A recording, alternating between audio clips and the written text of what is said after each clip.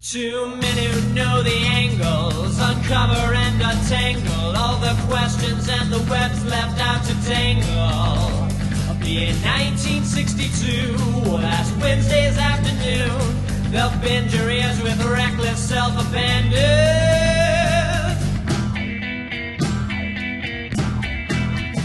The amazing Spider-Talk, the amazing Spider-Talk. Come swing through the air, sit back and prepare for the amazing Spider-Talk.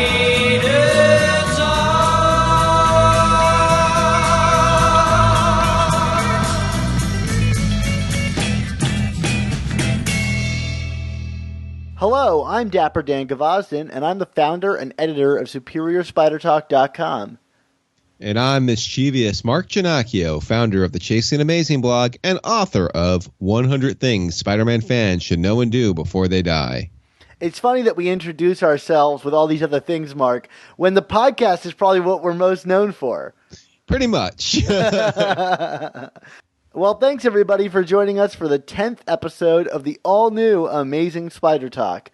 We hope you enjoy this podcast and that it provides an intelligent conversation between two fans and collectors as we look at the Spider-Man comic universe in a bit of a bigger picture. Dan, throughout this first season of the all-new Amazing Spider Talk, you and I have been taking a closer look at the Stan Lee and Steve Ditko creative run on Amazing Spider-Man. Last episode, we talked about co-creator Steve Ditko, but today we're actually going to be casting our spotlight in a different direction other than the co-creators of Spider-Man. Instead, we're going to be looking at all of the series that have taken Spider-Man's origin stories and remixed them to try and recapture that magic that was initially conjured up by Lee and Ditko. Yes, Mark, and for this episode, we're going to be talking about the entire Steve Ditko and Stan Lee run on the book. Although most specifically the first issue, or I guess the 15th issue of Amazing Fantasy, if you will. But we're going to also take a look at the first issue of Spider-Man Chapter 1.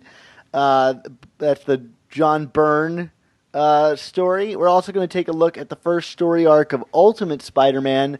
That's issues 1 through 6.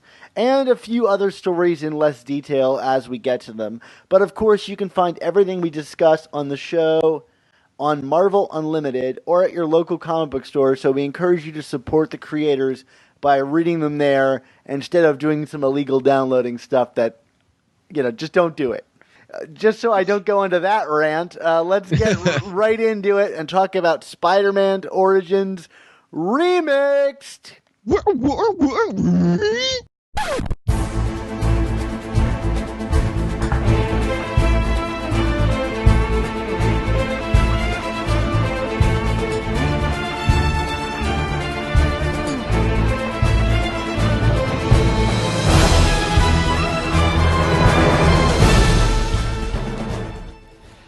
So I've been writing Spider-Man since 1999, and originally the job it's called Ultimate Spider-Man, and when I was hired, they asked me if what we're thinking about doing is reinventing Spider-Man just as if it happened today.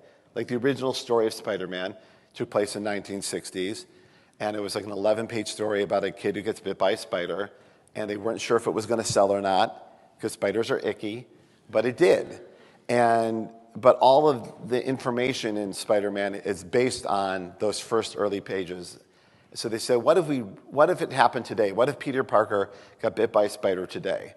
And for many years, that was my job, is to tell that story. What was amazing about writing Spider-Man was that it was kind of like adapting Shakespeare. You don't have to do much to it to apply it to whatever medium you're choosing.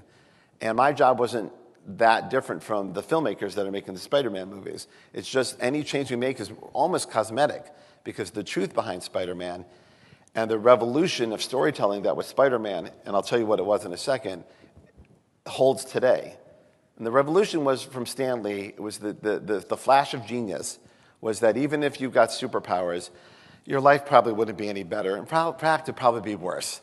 He doesn't have any money for dates. He doesn't have any money for his web fluid.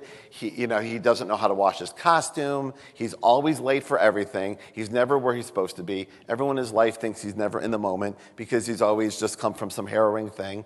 And it became this, and we see it so much now in our Harry Potter and so many other places in our culture that we're used to it. But at the time, it was a revolution of storytelling. No one had ever done this before.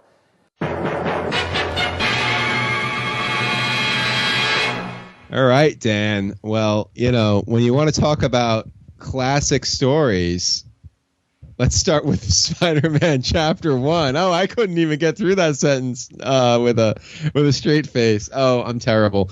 So just to give people a little bit of context here, I kind of pushed this topic on Dan here. I don't know if it's unwillingly, but because I really, when I was doing research for the 100 Things Spider-Man book, I was kind of fascinated in rereading a lot of the Spider-Man stuff again, just to see how many people try to kind of recapture what Lee and Ditko did in Amazing Fantasy 15 and kind of the varying degrees of success that these people had in that. And I kind of feel when you talk about the whole gamut of success or failure when it comes to reimagining Spider-Man's origins, on one end of the spectrum, you have John Byrne's Chapter 1, and on the other end of the spectrum, there's Bendis and Mark Bagley's Ultimate Spider-Man.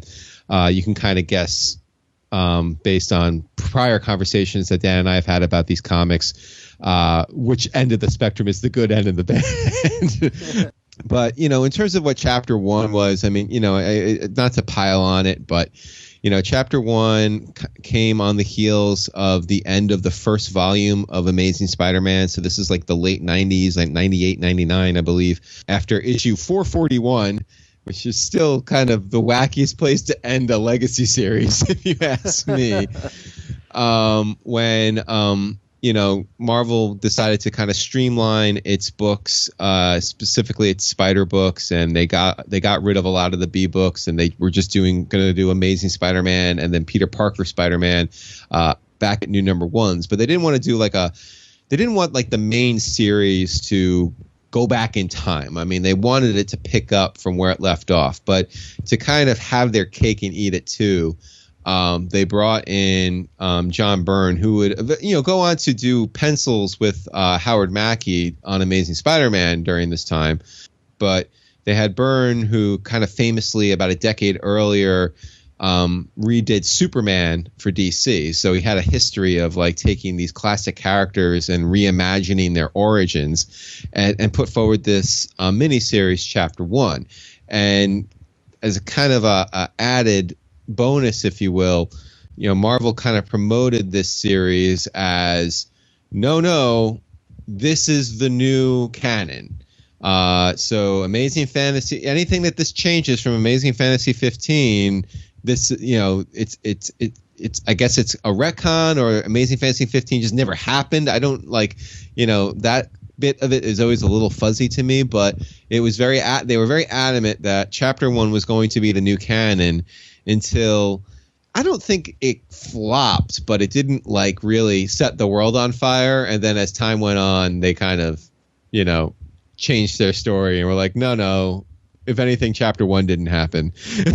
and the sales of this are also affected by, this is the period when Marvel was distributing their own content, and so it just didn't have the numbers that the other books were having, because not the other books, all of Marvel's books were getting distributed the same way, but in terms of Marvel's history, they weren't pushing the numbers in the same way. So this is the kind of thing where you could undo it and have minimal impact, because really, even though it sold moderately well, it still wasn't really read by a huge number of people.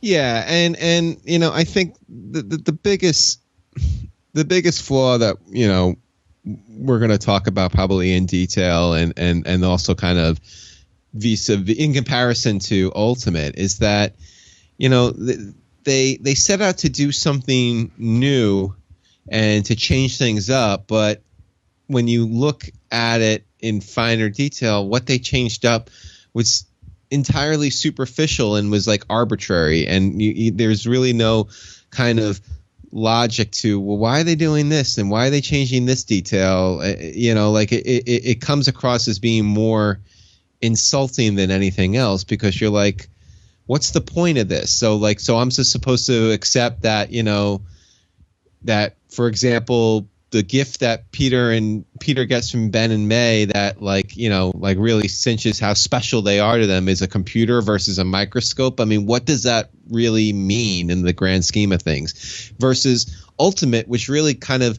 uses the longer format to tell a more intimate and emotionally charged story around the events of the origin. And like I said, we'll get into that in a little more detail. But I mean, Dan, I know you're kind of a chapter 1 newbie, so you know what you read. I don't know if you slogged through all 12 issues. It's long. It's a really long book because I even, like, before it was out on Marvel Unlimited, the only place you really could find it was on trade paperback, and I bought the trade a few years ago just to have it. And I just remember that book was a slog to get through. But did you have any initial impressions about it? Well, this whole thing happened when I had stopped reading Spider-Man, amongst the Clone Saga and all of the kind of subsequent fallout, the kind of like Norman Osborn like stuff, and the relaunch of the book. It's just an era that I checked out of Spider-Man. So I was not there for chapter 1 really, and had been told such negative things about it. I had never really invested in reading it. Although I will say it was one of the first things that I read when I got Marvel Unlimited, because I was like, finally I can read this thing that everybody kind of hates, and that I've seen kind of everywhere. Like when you go to like dollar bins, you can find a lot of these, but more specifically, you can find the Dr. Octopus Chapter 1 series that also kind of came out for a while, and I had not really dived into. So, like, this was a good chance for me to kind of revisit it. And, yeah, I read a bunch of issues of this, but it really gets, you're right, it is a long read, and mainly because it's just a slog, because it's so familiar, but also, like, not... like, it's just not different enough to be exciting to read through. It's just boring, really, is like the problem. Yeah, and it really does mirror a lot of what Volume 2 in the beginning was there, which is funny because, like, I kind of like, there are such similarities in it, and apparently, like, there was like kind of this push in Volume 2 of Amazing Spider-Man and Peter Parker to kind of reference chapter 1 frequently, I guess, to kind of really sell the fact like this was new canon. And yet when I talked to Howard Mackey about that, he was like, even though Byrne did the art for him on the Volume 2 books, he had like no input on chapter 1 whatsoever. This was Byrne's baby, start to finish.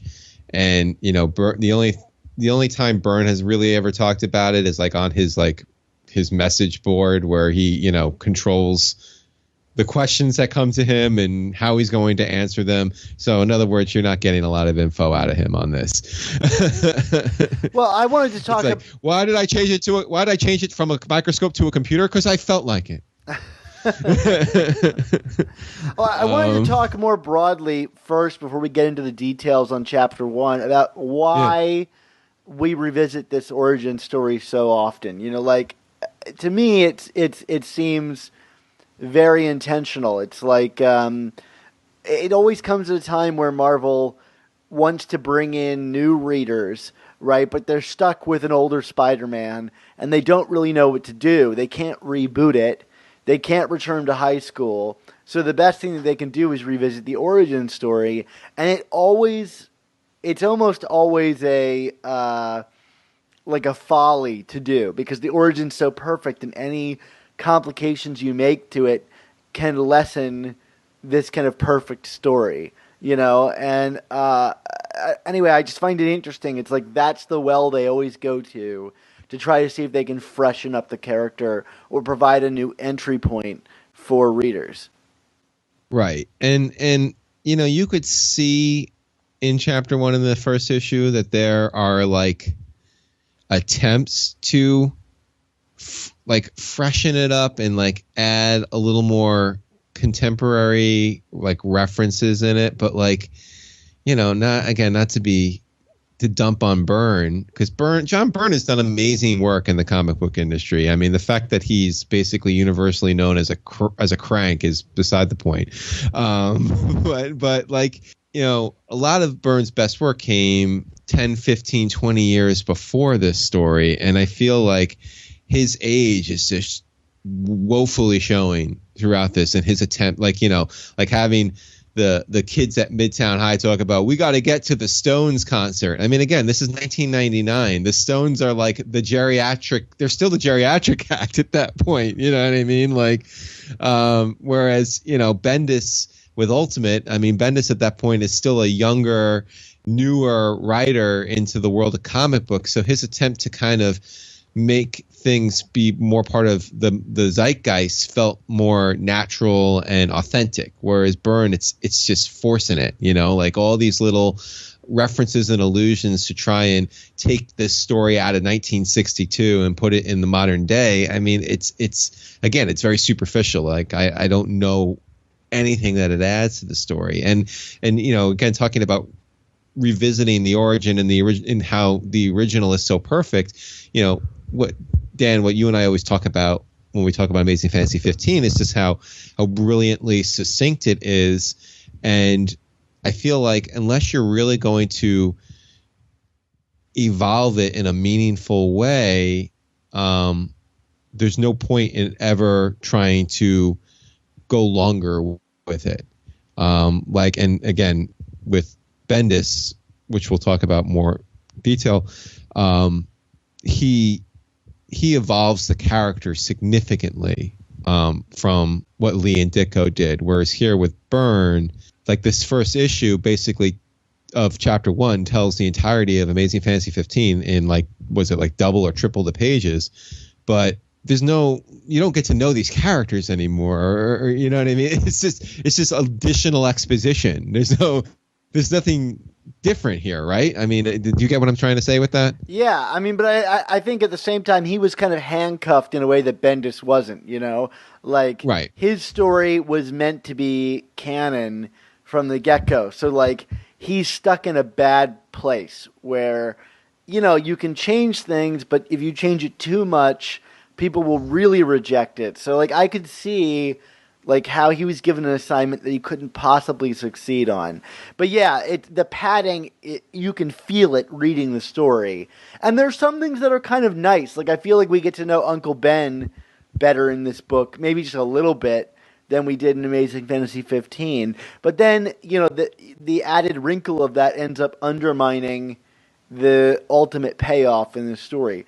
I guess to really talk about it, let's get into talking about what the big changes that are made are, so that we can get into it, because there's plenty of people that haven't read this, this book. Well, like first of all, I mean, we were introduced to the idea of Richard and Mary Parker, Peter's parents, early on. I mean, this was obviously something that, in typical Stan Lee fashion, he probably didn't even think about until he had to think about, which is why they aren't really. It's like, he's an orphan. What do you want me to tell you?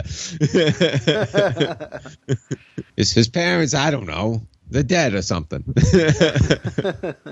So there's that, but also like kind of the story is framed a little differently, like more as like, I guess kind of like a flat, like Peter looking back more as a flashback than like obviously it happening in real time. Like it kind of shows there's still this idea of like, this is not happening now. It happened in the past, right? I think that's probably the best way to put it. Yeah, and we never really find out where that flashback is occurring from, like whether it's meant to be modern day Peter Parker or it's meant to be like him post discovering that the burglar, killed his uncle. I could never really get a good sense of it.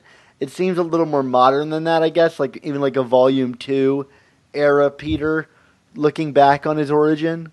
Right. One change that is, I think, a bit more significant is kind of the timeline and the context of the accident that gave Peter his powers. I mean, it's not just some random experiment that he's going to. He's actually going to hear an experiment that's being conducted by Otto Octavius, and thus they are both kind of born from the same lab explosion. I do think this lab explosion here that leads to Peter getting his powers, I mean, it's pretty grim and brutal, like unnecessarily really so. Like there's like mass casualties, and like Peter and Otto seem to be the only survivors. It's like super suspicious. It's like, there was a kid in a lab explosion and he miraculously survived, but no one's gonna like really bat an eye at that. It's never really brought up again once he's back. It's like, okay, like suddenly like this kid is like a major player, like in the news. Like wouldn't someone be keeping an eye on this kid post this and perhaps see him having weird powers of some sort? I don't know. It's just, it's really grim, and it's drawn really grim. Peter is like bandaged from head to toe, like as if he got 3rd-degree burns all over his body. Yeah, and I mean, and not for nothing, like I feel like it also kind of misses the point of Spider-Man and what makes Spider-Man unique, and by that I mean, like, when you look at like the Lee Ditko stuff and kind of where Spider-Man went from there, there's almost like this unassuming quietness about how Peter gets his. I mean, he's just a kid who gets bitten by a spider, and it's like, because he's such a outcast and a loner anyway, like it's almost like, oh, look at that loser, he can't even go to a lab experiment without something stupid happening to him, which is more or less word for word what gets brought up in Ultimate later on. You know what I mean? Yeah. Like, it's like, only me do I get bitten by a spider during going to a class trip, but like it's that idea of like, again, like part of what I feel has always been significant about Spider-Man is and what really seals the idea that he's this everyman character is just the total random, innocuous nature of how he got his powers. And this is like this catastrophic lab explosion, which, like you said, he's like the only survivor. It's like, there's nothing innocuous about that, Like, there's nothing unassuming. It's pretty blatant. And that it ties Otto in with his origin is like one of the few things that's repeatedly brought up in Volume 2, more than anything else, is that he has this more complicated relationship with Otto than his other villains. Right, which is not a bad change in my opinion, because I feel like again, it took Lee and Ditko a couple of issues to figure all this stuff out, but like I feel like once Otto was established, in those issues, there was that connection always, like there was this pretty latent understanding that Otto was Peter gone bad. That's not a bad change, but again, kind of, I think, putting it in the context of this like huge Bruckheimer style, Michael Bay style explosion, it just seemed a little unnecessary. And like you said, grim, like so grim, like man, like all those innocent people that are dead because of this experiment. Like, my God, it's awful. It also wades a little bit into like Chosen One territory and the fate of Peter Parker kind of thing, where like there's something extra special about him. Like you said, it's not just a random thing, and that applies to other parts of this story as well. Like, and I'm talking specifically about like the burglar, because in this story you get the added wrinkle that the burglar saw, the Ben and May Parker buying a computer and decided to case the joint. And then ultimately he like discovers that Spider-Man lives in the house, and the whole thing is him trying to team up with Spider-Man to rob this family in a way that pays off in a really awkward scenario where Spider-Man confronts him in the warehouse, and the burglar is like, "Oh, hey, it's you! Like, we're supposed to be a team together." And to me, that's like almost an even bigger change, is because it shifts it from Peter's negligence to stopping the burglar escape to and like his like passivity to him just being like a dumb guy that was a little too casual with leaving the window one night, like that causes his uncle to die. It's a total flip. Yeah, absolutely. It takes away the truly personal nature of why Peter would bear this burden the way he has in other continuities, and also just to kind of go back to your point, this is a change, and this is part of the reason why I also, for the record, I'm not a fan of the Marv Wolfman Amazing Spider-Man number 200. It's like for Batman giving the Joe mugger, giving him an identity. Like I don't like, again, there's supposed to be a randomness to this whole thing, and it's the sheer fact that this random crime happened because Peter was negligent. It's like adding all this intent to both Peter and then also the burglar and his motivations. Like it makes the story too, what's the word I'm looking for? Like it takes away that naivete from it that makes the story so powerful. Like it's supposed to just be like, holy crap, this could have been anybody, and it happened to all connect because of this one bad decision that Peter made. Like that's the point. Like it didn't, that burglar could have went on and killed anybody else, but the fact that it killed Uncle Ben is what made Peter realize he was wrong. Absolutely. And that applies to the reading of this as well. Like, as a reader, this book goes through pains to spell everything out and really like make everything fit like a puzzle. And if you're a smart reader, you read this and you can immediately tell what's going to happen. It removes the entire element of surprise from this book. And Amazing Fantasy is a very surprising book, like because of the randomness of it all. And this, it just seems like fated to happen, and in a way that, again, not to beat the point, but just removes any of the specialness of it. Yeah, like I mean, in the way that we kind of pretend that Chapter 1 didn't happen. I mean, I also try to pretend that Amazing Spider-Man 200 didn't happen. Like, do we really think that? Like, I'm searching for treasure in the old broad's house. Like, what? Come on. Well, as much as we don't want to pretend that Chapter 1 happened, Byrne was even offered to do a Chapter 2 and continue this. So, like, it was successful to a point. Yeah, and again, it's John Byrne, and you had to kind of give him the benefit of the doubt. And I mean, did you ever read what he did with Superman in the 80s, Dan? No, I haven't.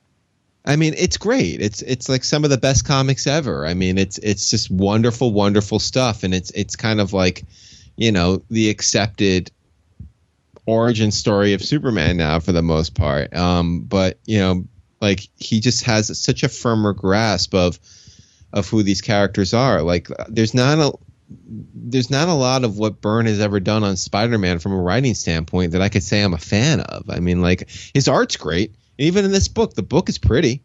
This whole book looks great, right?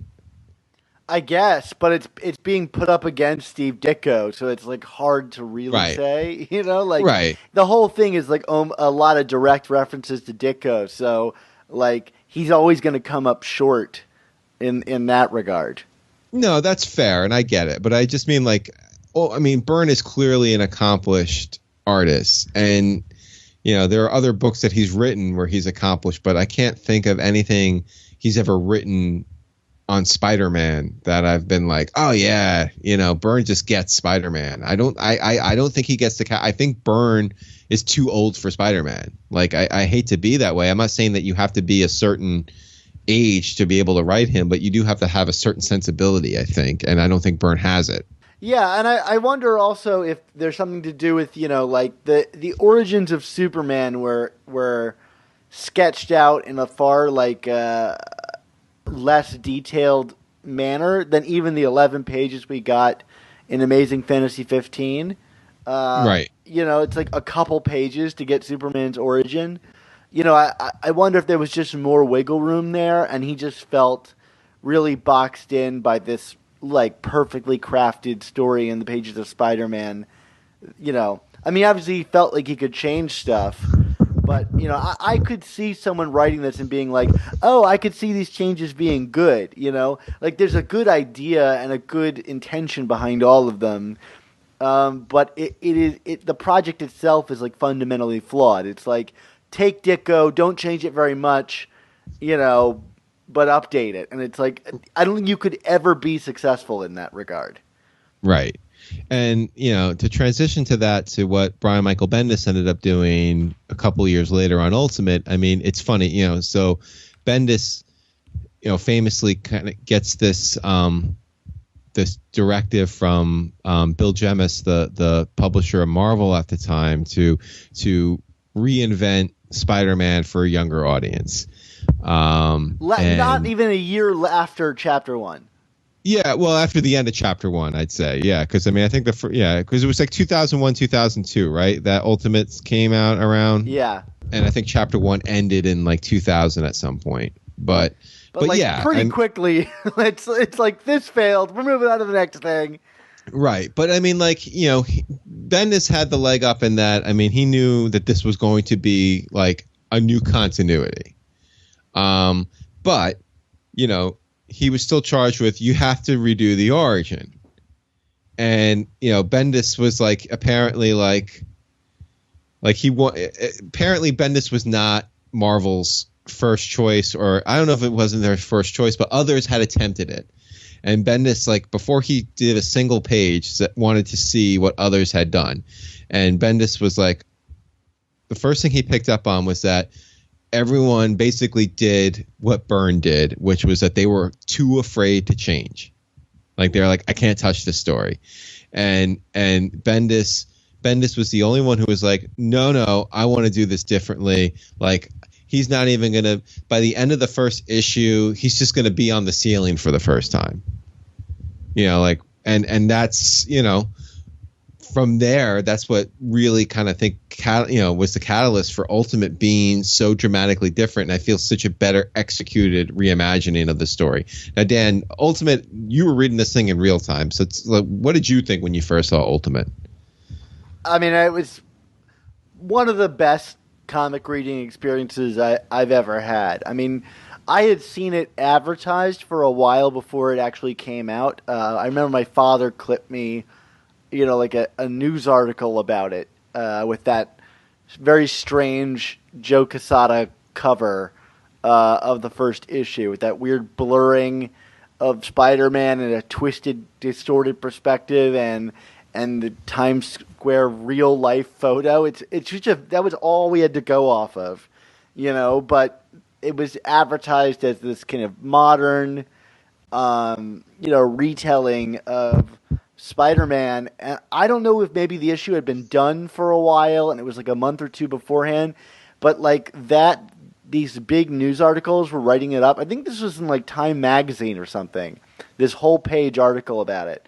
They must have known that they had something special on their hands, because I definitely regarded it as something special at the time. And I can't really remember why, other than the fact that it was being written up in this big, national newsletter of some sort. Right. And I remember, they did this giveaway of the issue. It was at KB Toys and all this stuff. You could walk through the mall and they just had stacks of this thing. So for a while, my only copy of the first issue of Ultimate Spider-Man was the freebie version of it. But they were really trying to get people into this thing. And again, I suspect because they knew they had something really good going on. And it was really exciting. I was, 14 at the time, I think. And, you're reading this book about this 14-year-old Peter Parker. It was the perfect time for it to hit me, and I felt like I knew this character immediately, and could recognize in him something almost even more powerful than something I'd gotten out of all, 400 plus issues of Amazing Spider-Man that I had read at the time. I'd never read a comic that was paced like this before. Yeah, and I mean, just some other little context notes. So apparently, Bendis, when he started this project, thought he was only going to do it it was only going to be a miniseries, that it was just 6 issues and done. Haha. 200 something issues later. Also, I always just love this because, like, I keep saying Bendis, but, where would this book be without Mark Bagley? And Bagley, like, had to be dragged kicking and screaming into this project. Like, he didn't want to do it. And he said that to us on our show, right? When we interviewed him back in the day. Yeah. I mean, that's like not a secret. And Bendis talks about it whenever he gets interviewed too. I mean, like, Bagley wanted nothing. He like, I did Spider-Man in the 90s. I can't do this again. I can't go back. And like, even apparently, like, he gave in like his pages for his 4th issue and was like, I'm done now.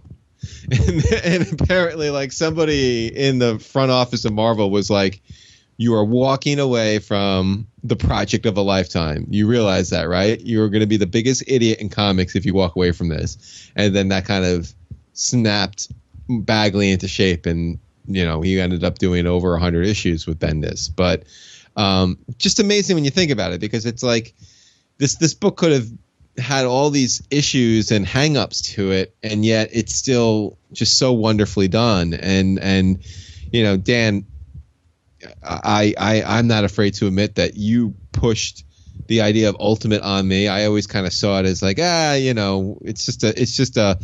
it's Spider-Man for kids kind of a thing, or for the younger crowd. This came out when I was in college and was kind of in between like my reading period. So like I had to go back and rediscover this. And, the first time I read it in full was a few years ago, and I loved it. And then just for this episode, I reread these issues and was like, oh God, it just gets it so right. Like, I mean, if this was my introduction to the origin, I would prefer this even to Lee and Ditko, which is crazy, I know, but it's just, I love what they do with this universe.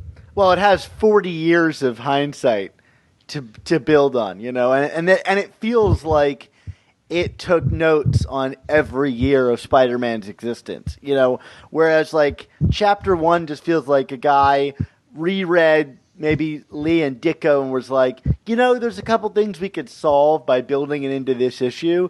Like, Bendis's approach feels like, here's a guy that has read every issue of Spider-Man a million times, really gets how he works, and wants to solve every problem with the character just straight away, in a really elegant, non-obtrusive fashion.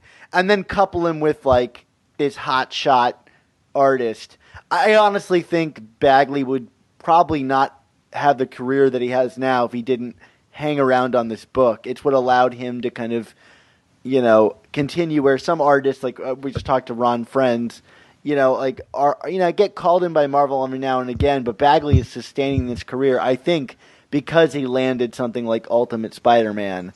And yeah, I mean, what a pairing. To me, this book defines Bendis' career too. Like, this style of writing was allowed to flourish in this kind of side title, where he could kind of operate on his own. And he really allowed him to kind of reinforce that I'm Bendis and this is how I do things.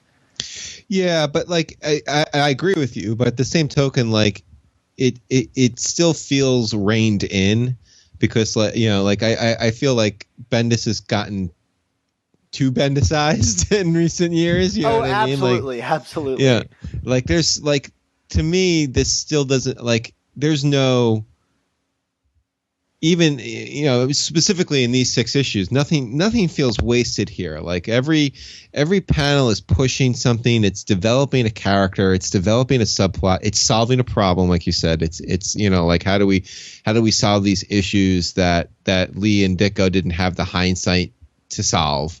It's establishing relationships. I mean, it's it's making you really feel for Ben and May. So when the inevitable happens, like, I mean, like it, you know, Ben's murder, and the fact that like it doesn't happen in the first issue, it happens in issue 4. Yeah. That it like it's a gut punch, Dan. You know, like this is gonna happen, but it still just sucks the wind out of you because it's like so devastating because this guy's been built up and like, you know, this you have Peter really struggling to kind of come to grips with who he now is now that he has these powers, and he's lashing out at Ben, he's lashing out at May, which is something I feel that like certainly like the Raimi movie kind of gets well in terms of like that you know, that awkward teenager-ness to it all.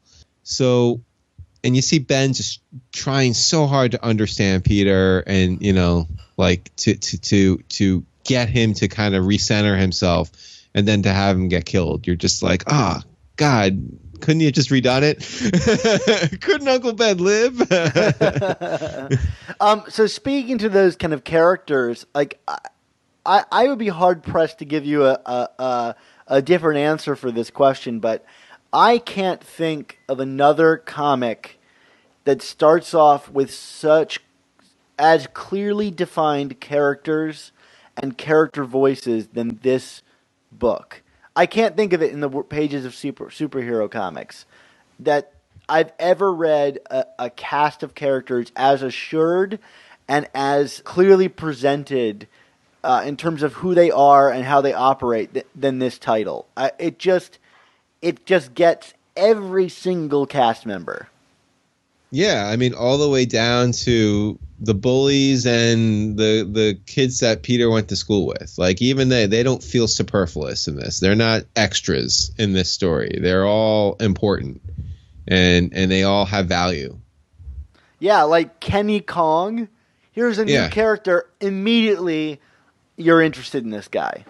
Yeah, and he's not a stereotype, you know, like he's this big kind of bully jock, but then, you know, he's willing to let Peter crash on his couch, you know, like it's just amazing. And like I like kind of the Weasleyness of Flash in this, you know, like it's you know, he's the dumb bully Flash from Ditko Lee, but then like, you know, when he gets his hand broken in the fight with Peter, you know, like he kind of like reverts this little weasel and gets called out for it by his friends too. You know what I mean? Like that.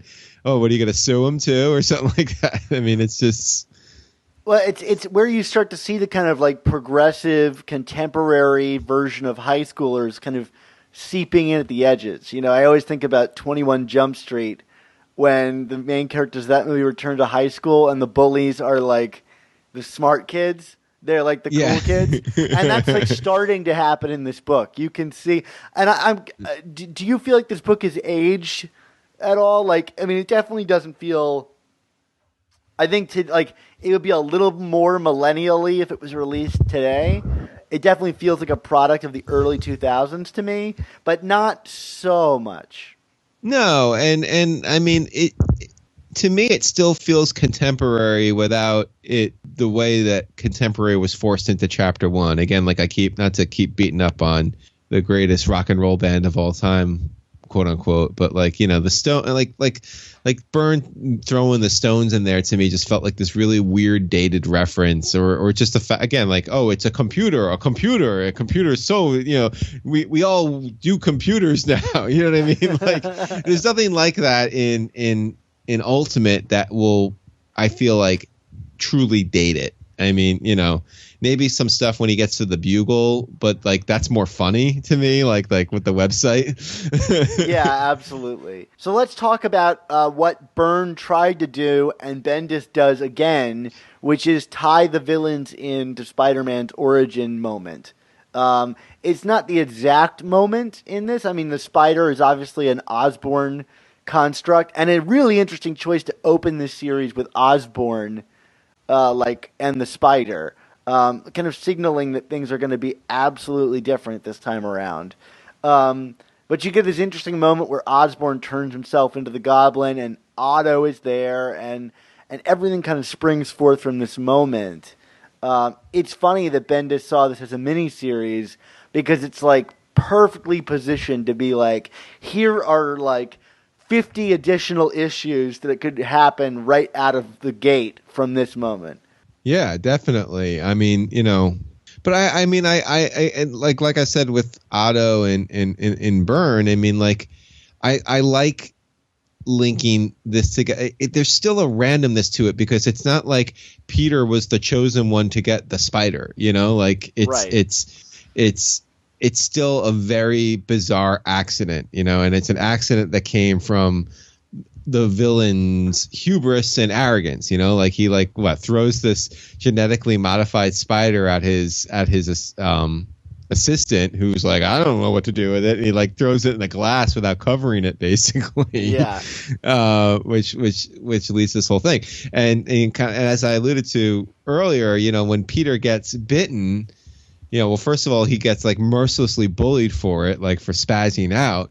But like, he even says like, why me? Why do I get bitten? Like, why can't I just go on a class trip and have nothing happen? Like, it's just, it accentuates the randomness of it, but because of all the machinations behind the spider itself, like it then, like you said, kind of creates this linked world, and it just opens up the possibilities for new stories. It feels like it's more organic. Like there's just tons of different stories that can now be told out of this because they link this together this way. So obviously this was a huge success, and Ultimate is still in some way going on today. I guess attesting to, if you do reboot Spider-Man really well, it can be a fabulous success for you. Yeah, I think so. I mean, I think setting it in a different continuity makes a lot of the difference. I'm not, that's clear. Because, we can touch upon a couple of stories that are still set in the true continuity that try and change things, and you're kind of like, eh. But the same token, like, it's just Bendis wasn't afraid to take chances and to, but still stay true to the source material. Because there's nothing. That's the thing. At the end of the day, this is not change for the sake of change, and I feel like that is a lot of what Chapter 1 is that Ultimate isn't. It's change for the sake of change. We need to update it. We need to make these modifications to justify our existence in doing this project. Whereas Ultimate, it was like, no, I'm just gonna retell Spider-Man my own way, and it works because of that. Yeah, and it felt like something that had an actual like vision to it. This was just sprung forth from someone's mind, this way to do it, and it's as a contained thing, Whereas Chapter 1 feels just like, well, I've always wanted to do like little changes, but it wasn't a whole like well-conceived product in of itself. I mean, Ultimate was so successful that it was outselling Amazing for a while, which is crazy to think about. We'll ever see if we're in a day like that again, where the B book, if you even consider this a B book, outsells ASM. You know what I mean? We joked that maybe there would be a possibility for Renew Your Vows, and that seemed very quickly to kind of dissolve. The desire for the Mary Jane wedding is not quite as strong as I think some people express on the internet. I would say, you mean the online petitions aren't moving the needle, man? The online petitions do not translate into comic book sales, apparently. You want to just touch on a couple of other little Origin remixes that we've gotten over the years? I mean, we don't have to go into great detail. I mean, obviously there's, from non-comic book cinematically, we got 2 Origins in both Sam Raimi's Spider-Man and then Mark Webb's The Amazing Spider-Man. I felt like Raimi's was more truer to Bendis than what Webb did, but what did you think? Yeah, I agree. I don't love everything about Raimi's Origin. I don't love that we got this like red and blue genetically modified spider, but I understand the desire to kind of like make it contemporary, that like radioactivity was not the thing in the like early 2000s. It was more about genetic modifications. I just feel like the whole spider bite stuff is really goofy in the Raimi movie, but it's no better in the Amazing Spider-Man series either. Like that whole scenario is goofy, and then the Andrew Garfield series really drops the ball on Uncle Ben's death. Yeah, I mean, I would say like with Mark Webb is kind of more akin to Byrne, where it was like, we've already saw one cinematic origin story, and it was like, well, we got to be different. So how do we make it different? Well, we'll do some very superficial changes, and then we'll really talk a lot about his parents, which, creates its own mess of things. Yeah. But I feel like the Uncle Ben stuff in the Raimi series is really potent. Enough that they revisit it a number of times. Let's not even get into Sandman and his involvement in the whole I did mess. it for my daughter. Yeah. I've always, Ron Friends pointed it out, and I've repeated it on the show, is that, like, Raimi does a great job of getting us into Peter's headspace to the point that we cheer him on when he lets the burglar go. And to me, that's, like, brilliant and deserves all the kudos in the world, in the Raimi version. Yeah, although I'll say something that both movies did that I never truly enjoyed when it came to Peter and the burglar was I feel like they both treated his reaction more out of spite, whereas I like the idea like what Ditko did and what Bendis did, which was more like just ambivalence and, well, I can't be bothered. You know what I mean? Like, yeah. Like, whereas it felt like, probably even more so in the Webb version, but certainly in Raimi too, like, Peter, on a better day would have stopped them, but was like, no, F you, I'm not doing this. You know what I mean? Like, you screwed me out of money, or, you didn't like my chocolate. What was the Webb movie? Something with the chocolate milk, right? Or it was like, yeah, I couldn't even tell you. The not to get too much into it, but the blocking of that scene is really odd. Like, he's not actually in Peter Parker's way, so like for Peter to get involved would be like very strange. right. Yeah. And then like Uncle Ben's just like waiting outside and gets killed. It's like ridiculously bad. Yes. But obviously there's some other comics that have either just redone the origin, like the Marvel H Spider-Man series from 04 and 05, and the Marvel Adventures Spider-Man. Is Spidey considered did we get an origin in Spidey? No, I don't think we did, but it was advertised like Chapter 1, where it was like, this is a in-canon thing, and then very quickly turned out to not be. And I think the reason we don't talk about any of these things, I mean, I guess Marvel Adventures Spider-Man ran for 7 years, but like we don't talk about these because they just weren't that popular.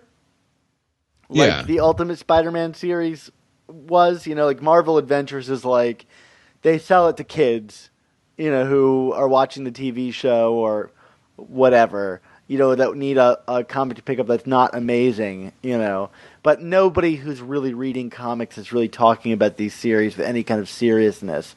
Like, I read the Marvel Adventures Spider-Man in prep for this episode, and it is literally Steve Ditko's and Stan Lee's Amazing Fantasy told again in 20 pages in a less artful way. It's like it's not even as bold as Chapter 1 to try to change a few arbitrary things. It's like, we're just going to redo this, beat for beat. It's exhausting.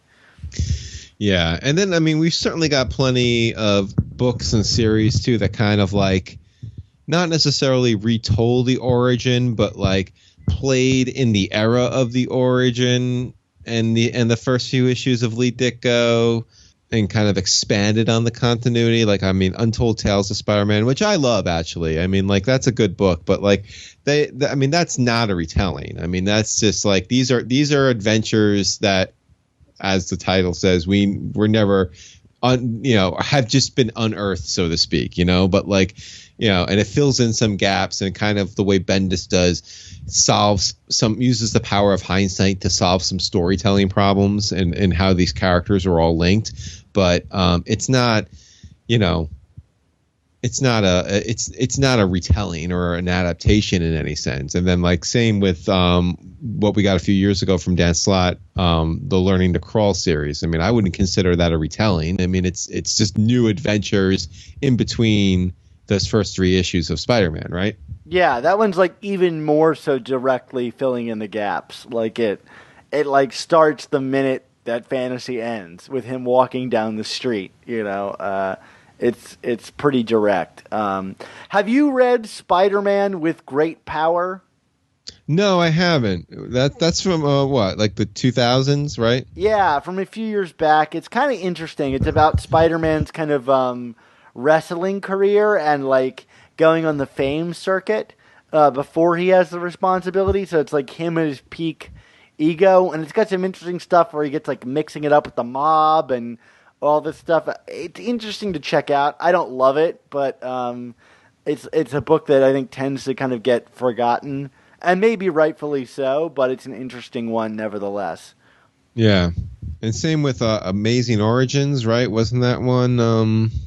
It's basically just a retelling of all of his early tales with a little more like contemporary detail, and it was kind of advertised as like this kind of like Batman Year One kind of thing, where it's like we're gonna modern retell, and then everybody's just like, wow, the origin's better with Ditko and Lee anyway. You know, they do these things every now and again that are just kind of lame. So yeah, anything else origin wise you want to hit on before we go to our outro, Dan? I mean, we've talked a little bit about like the burglar looking for treasure and how that's kind of best left forgotten.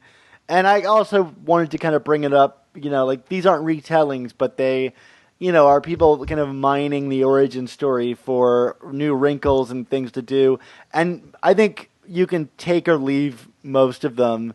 Like Silk, you know, the second person that got bit by the spider.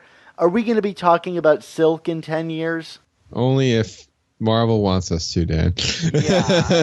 Yeah. Like, it is interesting to me. You know, you say, are we going to be talking about Silk in 10 years? I mean, like some of these other things, like there's also, you know, like the J. Michael Straczynski totem power stuff. And of course, the burglar searching for treasure thing. A lot of these that mine those origin stories, they get brushed aside after time. I mean, like, and I liked a lot of the JMS stuff. I wasn't offended by it, but like, it's dangerous terrain, and I think, like, you know, a lot of it does not stand the test of time. Oh, I think JMS was smart to kind of be like, it's you can choose to believe this or not, you know. Yeah. Where Silk is like, there was literally another person that was bitten by the radioactive spider, and like to me, like fine, Silk can exist. I don't need that to be her origin. Like I find that kind of apocryphal. Like that, like there was another person that got bitten by a spider. Like, come on, like how much dumber can you get in terms of like creating a new character? But yeah, I mean, I'm with you. Most of these things I could leave by the wayside. But there's always the buried treasure in Aunt May's basement, which, you know, it's gonna come back, man. We're gonna go back to that one of these days. God help us all. Yeah. So, with that said, thanks for joining us for our 10th episode of our first season of the all-new Amazing Spider Talk. Dan, our next episode will be out in 2 weeks on November 29th. That's post-Thanksgiving. What is the title for our next show? Yeah, it's going to be called Unmasking the Goblin Mystery. We're going to be talking about the reveal of the Green Goblin and what that mystery meant both for the creators of Spider-Man and the mythology itself. We've kind of dipped our toes into this a little bit a few episodes back, but we're going to really talk about the Green Goblin, who is left out of our villains episode, or the bad guys, if you will, Mark. The bad guys. So we're going to talk all about the Green Goblin in his own episode. Yeah, and also just kind of like what the impact of how that storyline unfolded and what it meant for Spider-Man comics going forward, which is, you know, to our mission statement of Spider-Man comics in a bit of a bigger picture, right, Dan?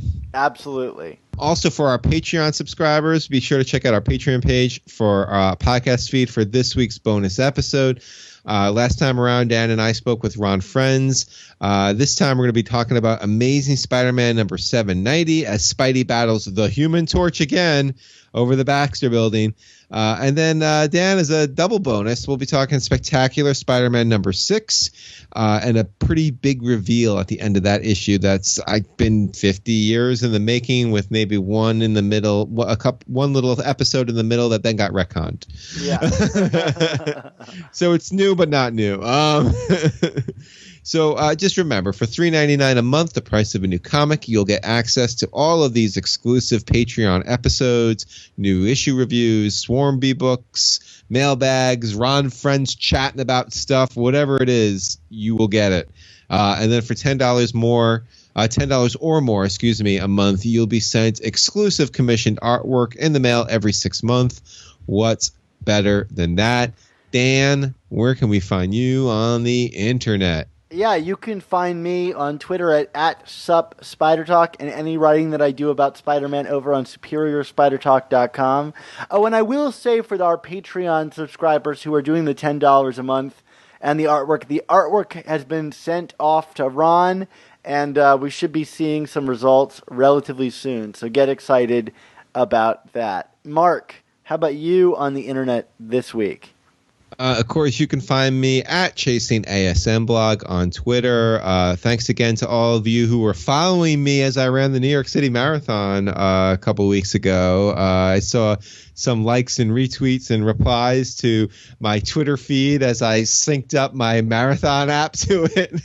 So I was like, oh, everyone got to see me get progressively slower in real time as I hit like mile 20. So good for that. Did anybody show up on the sidelines boasting about annuals? I did not see it, but it's pretty crowded at the New York City Marathon, Dan. So if you did, and I didn't see you, I apologize. I, would have stopped if I saw you and wasn't on the verge of dying. And of course, be sure, as always, to order my book, 100 Things Spider-Man Fans Should Know and Do Before They Die. And I recently just got another inquiry. Yes, if you want a signed book plate, just reach out to me on Twitter or Facebook, and I will work on getting you something. Awesome, Mark. Well, let's close this out with our favorite remembrance from Amazing Fantasy 15 that we have, in fact, remixed ourselves. And what might that be, Mark?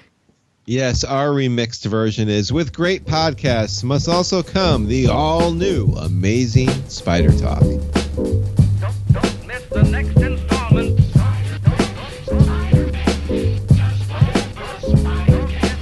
Seems a web.